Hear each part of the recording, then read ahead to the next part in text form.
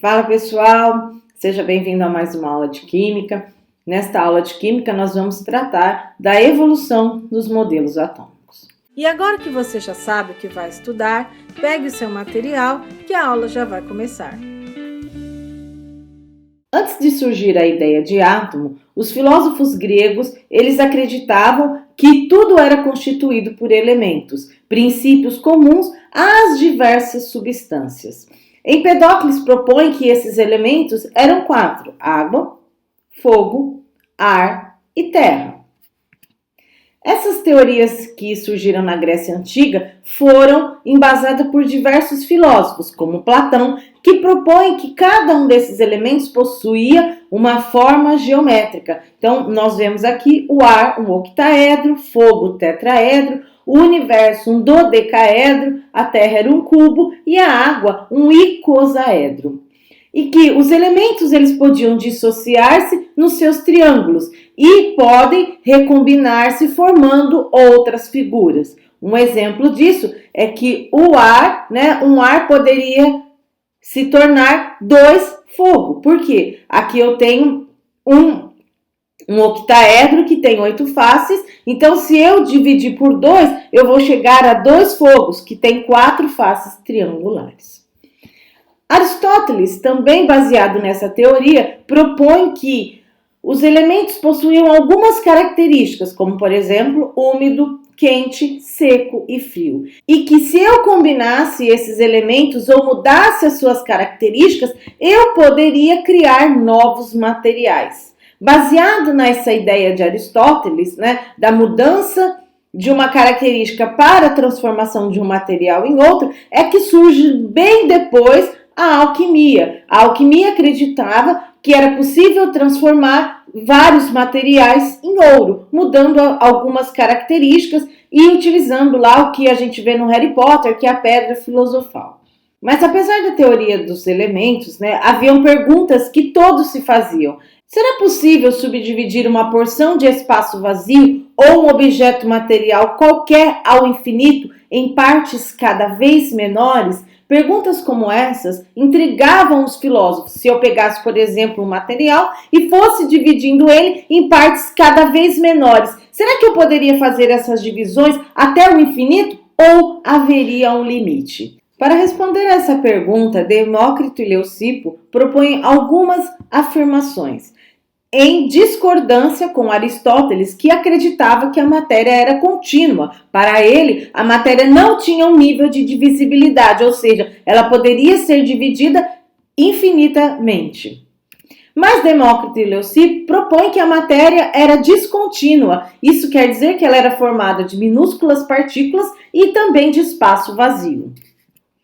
Essas minúsculas partículas receberam o nome de átomos. Os átomos eram indivisíveis e esse era o limite da divisibilidade. Então, como eles não conheciam qual era o limite da divisibilidade, eles criaram uma partícula que era indivisível e, portanto, quando a gente atingia o átomo, a matéria acabava sua divisão. Então, nós temos aqui, por exemplo, uma rocha. Eu posso quebrar essa rocha em várias partículas, em partículas ainda menores, até que eu atinja o átomo, que do grego significa indivisível. A palavra a é de negação e tomo parte, não divide. A palavra átomo significa exatamente a ideia de matéria indivisível.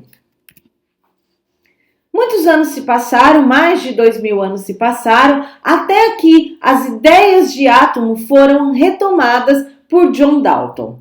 Dalton estudava os gases. E ao encher balões com diferentes gases, ele observou que alguns gases eram leves, portanto eles flutuavam. Outros gases eram mais densos, portanto eles desciam ao chão. A partir dessas observações, Dalton retoma a ideia de átomo e através de um postulado ele propõe algumas ideias que vão servir tanto para caracterizar o átomo quanto também para entender as reações químicas. Então, vamos ao postulado de Dalton. Toda matéria é composta por minúsculas partículas chamadas de átomos. Ah, professor, essa ideia não é de Dalton, essa ideia surge lá na Grécia Antiga. É isso mesmo, pessoal. Ele só, na verdade, se baseia nas ideias de Leucipo e Demócrito e coloca no seu postulado, afirma isso. Os átomos de um determinado elemento são idênticos em massa e apresentam as mesmas propriedades químicas. Isso ele observa a partir do comportamento dos balões com diferentes gases. Átomos de diferentes elementos químicos apresentam massa e propriedades diferentes. Nós veremos, que essas afirmações são parcialmente corretas. Para facilitar, Dalton ele começa a representar esses elementos através de símbolos. Então, o hidrogênio, por exemplo, apresentava uma bolinha com uma bolinha dentro. O elemento nitrogênio, uma bolinha com tracinho e assim por diante. Eram sempre bolinhas. Como havia um número pequeno de átomos conhecidos naquela época, Dalton ele consegue representar todos utilizando esse método. Átomos são permanentes e indivisíveis, não podendo ser criados e nem destruídos. Baseado nisso, ele diz que as reações químicas correspondem a uma reorganização de átomos. Isso significa que, numa transformação química, os átomos eles vão se rearranjar, já que eles não podem ser criados e nem destruídos. Essa ideia de Dalton apoia as leis de Lavoisier e de Proust, que dizia que a massa se conserva e, ao mesmo tempo, Dalton diz que os átomos não podem ser criados nem destruídos, ou seja, eles também se conservam.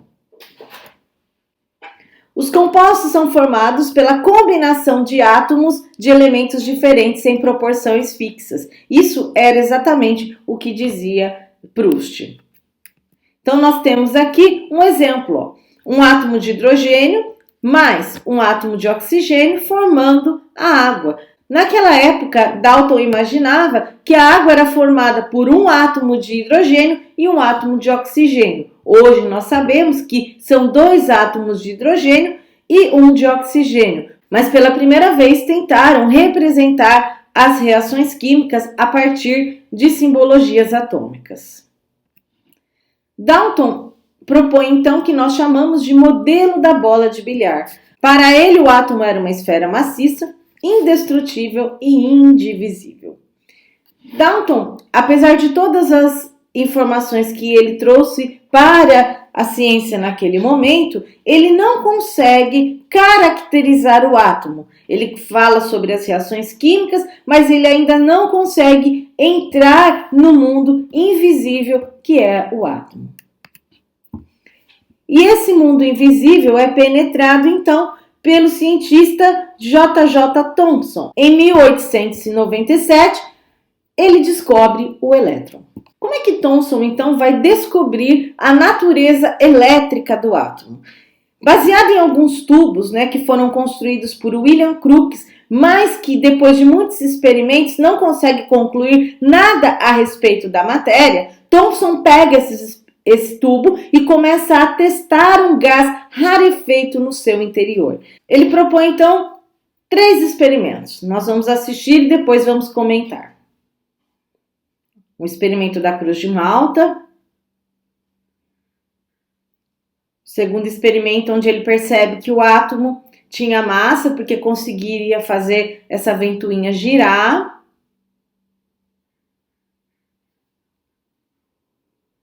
E o experimento onde ele descobre a natureza elétrica do átomo.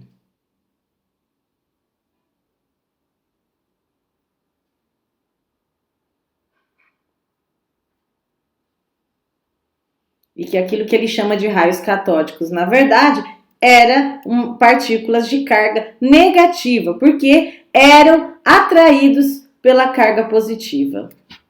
Então, nós temos lá esse experimento de Crookes que levou ele a descobrir o elétron. Então, primeira coisa, ele colocou aqui um gás rarefeito e ele chamava de raios catódicos o feixe de luz que aparecia aqui.